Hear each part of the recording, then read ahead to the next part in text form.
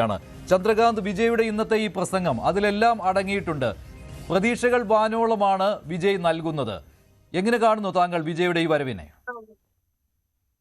മഞ്ജുഷി, ഇന്നത്തെ അതീവ ഗംഭീരമായ ഒരു പെർഫോമൻസ്, ഒരു സിനിമ സ്റ്റൈലിൽ പറയുമ്പോൾ ഇതൊരു സ്വപ്നതുല്യമായ ഒരു എൻട്രിയാണ് അദ്ദേഹം നടത്തിയിരിക്കുന്നത്. കാരണം ഇതുവരെ യാഥാർത്ഥ്യത്തിലേക്ക് വരാത്ത ഒരു കാര്യം ഇന്നിപ്പോ നമുക്ക് എല്ലാവർക്കും വിശ്വസിച്ചേ പറ്റൂ. സി ജോസഫ് വിജയ് തമിഴ്നാടിന്റെ മുഖ്യമന്ത്രി ആയി കഴിഞ്ഞിരിക്കുന്നു. അദ്ദേഹം നടത്തിയ സത്യപ്രതിജ്ഞ വാചകങ്ങളുടെ ഒരു വാചകങ്ങൾ തന്നെ നോക്കിയാൽ നമ്മൾ എത്രയോ പേരുടെ സത്യപ്രതിജ്ഞകൾ കേട്ടിട്ടുള്ളവരാണ്, കണ്ടിട്ടുള്ളവരാണ്. പക്ഷേ ഓരോ വാക്കിന്റെയും സ്ട്രെസ് ഇത്രയധികം, പ്രത്യേകിച്ച് ഈ ആണ്ടവൻ എന്നൊക്കെ പറഞ്ഞ വാക്കിന്റെ ഒക്കെ ഒരു വലിയ ശക്തിയും ഞാൻ സത്യം പറഞ്ഞാൽ വളരെ അത്രയും നാടകീയമായിട്ട് തന്നെയാണ് അദ്ദേഹം പറഞ്ഞിരിക്കുന്നത്. ഇത് പതിവ് രീതിയിൽ നിന്ന് വ്യത്യസ്തമായി ഇതിൽ ചില പ്രോട്ടോകോൾ ഒക്കെ ഉണ്ട്, പക്ഷെ അതൊന്നും നോക്കിയിട്ടില്ല. എങ്കിൽ പോലും വിജയ് ഓരോ വാക്കും ശക്തിയോടെ തന്നെ പറയുകയുണ്ടായി. അതുപോലെ തന്നെ ഒരു സിനിമ കാണുന്ന അതേ രീതിയിൽ തന്നെ സിനിമ ഡയലോഗ് പോലെ ഈ സത്യപ്രതിജ്ഞ വാചകങ്ങളെ മാറ്റിയെടുത്തു എന്നും പറയാം അല്ലേ? നമുക്ക് ഇന്ന് വരെയുള്ള കഴിഞ്ഞ 2 വർഷത്തെ കാര്യങ്ങൾ നോക്കിക്കഴിഞ്ഞാൽ ഇതൊരു സിനിമ പോലെയാണ് ഇപ്പോൾ നമ്മൾ കാണുന്നത്. അതിന്ന് യാഥാർത്ഥ്യമായിരിക്കുന്നു. ഇന്നത് ഭരണഘടനാ പദവിയിലേക്ക് അദ്ദേഹം ഉയർന്നു കഴിഞ്ഞിരിക്കുന്നതിനാൽ നമുക്കറിയാം ഇതൊരു വിശ്വസിക്കേണ്ട കാര്യമാണ്. അതിനുശേഷം സത്യപ്രതിജ്ഞയ്ക്ക് ശേഷം നടത്തിയ പ്രസംഗത്തിലും അദ്ദേഹം നടത്തിയ ഈ വിടമാട്ടെ എന്ന് പറഞ്ഞിട്ടാണ് പറഞ്ഞത്, ഞാൻ നാട്ടുകാരുടെ ഒരു പൈസ എടുക്കില്ല, അതെടുക്കാൻ ആരെങ്കിലും ശ്രമിച്ചാൽ അതങ്ങ് മനസ്സിൽ നിന്ന് മായ്ച്ചു കളഞ്ഞാൽ മതി എന്നാണ് പറഞ്ഞു. ഞാൻ പറഞ്ഞത് തമിഴ്നാട്ടിൽ ഉണ്ടായിരുന്ന പ്രശ്നം എന്താണ്? തമിഴ്നാട്ടിൽ അഴിമതി എന്ന് പറഞ്ഞൊരു സംഗതിയെ പറ്റിയിട്ട്, ഭരണകൂടത്തിനകത്തെ അഴിമതി, അതായത് നല്ല സംവിധാനം പോകുമ്പോഴും അതിന് ശക്തമായ അഴിമതി ഉണ്ട് എന്ന് തമിഴ്നാട്ടുകാർ വിശ്വസിക്കുകയാണ്. അതിനെതിരായിട്ടുള്ള വലിയൊരു സംഭവമാണ് എനിക്ക് നിങ്ങളുടെ കാശ് വേണ്ട, അതിന്റെ ആവശ്യമില്ല എന്ന് പറയുന്നതിന്റെ ഒരു കാര്യം എന്ന് പറഞ്ഞാൽ, ഞാൻ എടുക്കില്ല, എന്റെ കയ്യിൽ പൈസയുണ്ട്, നിങ്ങളുടെ പൈസ എടുക്കാൻ വന്ന ആളല്ല എന്ന് ഉറപ്പിച്ച് പറയാണ്. അതാണ് ആദ്യത്തെ കാര്യം. രണ്ടാമത്തെ കാര്യം സ്ത്രീ സുരക്ഷയ്ക്കായിട്ടുള്ള കാര്യങ്ങളെ പറ്റി പറയുന്നു. മൂന്നാമത് പറയുന്നത് ഈ മയക്കുമരുന്നിനെതിരായിട്ടുള്ള ഒരു പ്രത്യേക സേന. ഇത് മൂന്നും പറയുന്നതോടെ അദ്ദേഹം വളരെ എന്താ പറയാ, സാധാരണ ജനങ്ങളിലേക്ക് ഇറങ്ങി ചെല്ലാനുള്ള പ്രധാനപ്പെട്ട 3 കാര്യങ്ങളും ചെയ്തു കഴിഞ്ഞിരിക്കുന്നു. ഇനി പ്രവൃത്തിയിലേക്ക് പോകുമ്പോഴാണുള്ളത്. പക്ഷെ ഇത് അത്ര എളുപ്പമാകുമോ എന്ന കാര്യത്തിൽ ഒരു സംശയമുണ്ട്. കാരണം അദ്ദേഹത്തിന് സിംഗിൾ മെജോറിറ്റി ഇല്ല. ഉണ്ടെങ്കിൽ ഇത് വളരെ എളുപ്പമാകും. സിംഗിൾ പാർട്ടിക്ക് മെജോറിറ്റി ഇല്ലാത്തത് കൊണ്ട് തന്നെ, അല്ലെങ്കിൽ ഇത് വളരെ എളുപ്പമാകുമായിരുന്നു. നമ്മൾ ഇപ്പോൾ കാണുന്ന സിനിമ രീതികളെക്കാട്ടിലും ഒക്കെ അപ്പുറത്തായിട്ട് അദ്ദേഹത്തിന് നടത്താൻ കഴിയുമായിരുന്നു തോന്നുന്നു. കാരണം അത്രയും കോൺഫിഡൻസിലാണ്, ഞാൻ നിങ്ങളുടെ കൂടെയാണ്, നിങ്ങൾ എന്റെ കൂടെയാണ്, പിന്നെ ഒന്നും നോക്കാനില്ല. ഇത് വളരെ ഒരു ജനതയ്ക്ക് നൽകുന്ന ഒരു വലിയൊരു മെസ്സേജാണ്. ഏതാണ്ട് ഒരു ചരിത്രം മുഴുവൻ മാറ്റി എഴുതിയിട്ടാണ് വരുന്നതെന്ന് നമുക്കറിയാം.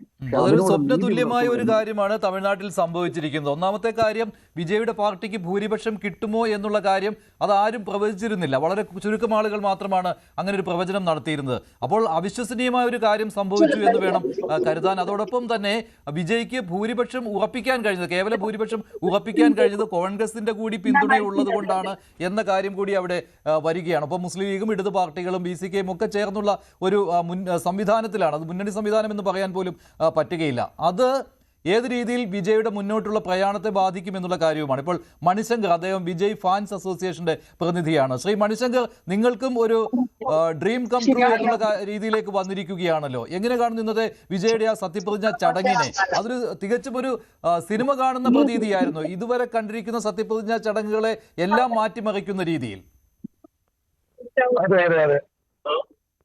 ഇതുവരെ നമ്മൾ ഇന്ത്യയിൽ കണ്ടിട്ടില്ലാത്ത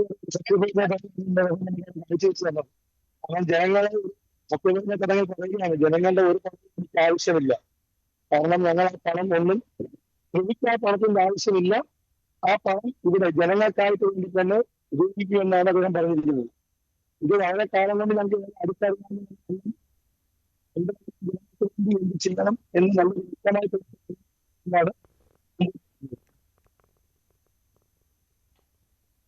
ശരി, രാഹുൽ ഈശ്വർ കൂടി ചേരുന്നുണ്ട്. രാഹുൽ, എങ്ങനെ കാണുന്നു താങ്കൾ വിജയുടെ ഈ വരവിനെ തമിഴ്നാട് ഭരണ തലപ്പത്തേക്ക്? തമിഴ്നാടിന് വേണ്ടി വളരെ സന്തോഷിക്കുന്ന ഒരു വ്യക്തിയാണ് ഞാൻ. ശ്രീ വിജയ് അടക്കമുള്ള ആൾക്കാർ, ഇനിയും ശ്രീമതി തൃഷ, പക്ഷേ തൃഷ അടക്കമുള്ള ആൾക്കാർ അവിടെ വരണമെന്നും, തമിഴ്നാടിന് നേരത്തെ സൂചിപ്പിച്ചതുപോലെ തന്നെ തമിഴ്നാട്ടില് ഒരുപാട് നല്ല രീതിയിൽ ഭരണം നടക്കാറുണ്ട്. പക്ഷെ അഴിമതി ഒരു പ്രശ്നമാണ്. തമിഴ്നാട്ടിൽ അഴിമതി മുക്തമായ, സെക്കുലറായ അല്ലെങ്കിൽ പ്ലൂറലിസ്റ്റിക് ആയ, ബഹുസ്വരമായ, മതസൗഹാർദ്ദത്തിന്റെ അടിസ്ഥാനത്തിലുള്ള ഒരു ഭരണം ശക്തമായി മുമ്പോട്ട് കൊണ്ടുപോവുകയും അത് എല്ലാ സൗത്ത് ഇന്ത്യൻ സംസ്ഥാനങ്ങളിലും അതിന്റെ സൗരഭ്യം ഉണ്ടാകുകയും ചെയ്യണമെന്നാണ് ഞാൻ വിശ്വസിക്കുന്നത്. ശ്രീ വിജയെ കമ്പയർ ചെയ്യാൻ കഴിയുന്നത് ഒന്നെങ്കിൽ MGRുമായിട്ടാണ്, അല്ലെങ്കിൽ കുറച്ചുകൂടെ നല്ല കമ്പാരിസൺ NT രാമറാവുമായിട്ടാണ്. NT രാമറാവു ഏകദേശം 2 വർഷം കൊണ്ടാണ് ആന്ധ്ര പിടിക്കുന്നത്. അദ്ദേഹം അതിനുശേഷം 3 ടേംസോളം ഭരിച്ചു. ഇനിയും വിജയ് ആയിരിക്കും അടുത്തൊരു 15 വർഷമെങ്കിലും പോൾ പൊസിഷനിൽ നിൽക്കുന്നത്. എല്ലാ ഇലക്ഷനിലും ജയിച്ചോളണമെന്നില്ല, പക്ഷേ വിജയും TVKയും ആയിരിക്കും അടുത്തൊരു 15 ഇയേഴ്സ് തമിഴ്നാട് പൊളിറ്റിക്സിന്റെ കേന്ദ്ര ബിന്ദുവായി മാറുന്നത്. 1960കളിലെ ഹിന്ദി വിരുദ്ധ പ്രക്ഷോഭത്തിന് ശേഷമാണ് കോൺഗ്രസിന് തമിഴ്നാട്ടിൽ വലിയ രീതിയിൽ സ്ഥാനം നഷ്ടമായത്.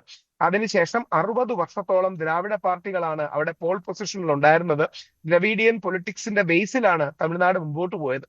വിജയ് മുമ്പോട്ട് വെക്കുന്നത് കൺസെൻസസിന്റെ ബേസിലുള്ള, ബഹുസ്വരതയുടെ ബേസിലുള്ള, വ്യത്യസ്ത സമുദായങ്ങളെ ചേർത്ത് നിർത്തുന്ന, അമ്പലത്തിലും മോസ്കിലും ചർച്ചിലും ഒക്കെ ഒരേപോലെ പോവുകയും ആദരിക്കുകയും ചെയ്യുന്ന, എന്നാൽ താൻ ക്രിസ്ത്യൻ കമ്മ്യൂണിറ്റിയിൽ നിന്നാണ് വരുന്നത് എന്ന ഐഡന്റിറ്റി ശക്തമായി ഉയർത്തി പറയുന്ന ജോസഫ് വിജയ് ഒരു പുതിയ മതസൗഹാർദ്ദത്തിന്റെ മോഡൽ, ഒരു ഗാന്ധിയൻ മോഡൽ അടക്കം മുമ്പോട്ട് കൊണ്ടുവരും. ശ്രീ രാഹുൽ ഗാന്ധിയെയും അദ്ദേഹം പറഞ്ഞത് ആ ബ്രദർ എന്ന് എടുത്തു പറഞ്ഞാണ്. സത്യപ്രതിജ്ഞ ചടങ്ങിന് രാഹുൽ ഗാന്ധിയെയും മല്ലികാർജുന ഖാർഗെയും ശ്രീ KC വേണുഗോപാലിനെ അടക്കം പരാമർശിച്ചിരുന്നു. അതിൽ മൈ ബ്രദർ എന്ന് എടുത്തു പറയുകയും ചെയ്തിരുന്നു. അപ്പൊ രാഹുൽ ഗാന്ധിയോട് വർഷങ്ങളായിട്ട് വിജയ്ക്ക് ബന്ധമുണ്ടെന്ന് നമുക്കറിയാം. അണ്ണാ ഹസാരയുടെ പ്രക്ഷോഭത്തിനടക്കം വിജയ് സ്റ്റേജിലേക്ക് എത്തിയിരുന്നു. ഞാനന്ന് അണ്ണാ ഹസാരയുടെ പ്രക്ഷോഭത്തിന് അവിടെ ഉണ്ട്.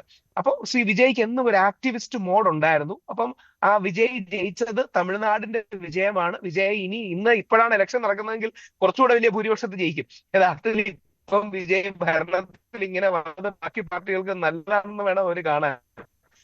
ആർക്കും ഭൂരിപക്ഷം ഇല്ലാത്ത രീതിയിൽ വീണ്ടും ഇലക്ഷനിലേക്ക് പോവുകയാണെങ്കിൽ വിജയ് ഏറ്റവും മിനിമം 150 സീറ്റ് ഒറ്റയ്ക്ക് നേടി ചെയ്യും. കൂടുതൽ വാർത്തകൾക്ക് News 18 Keralam YouTube channel subscribe ചെയ്യുക.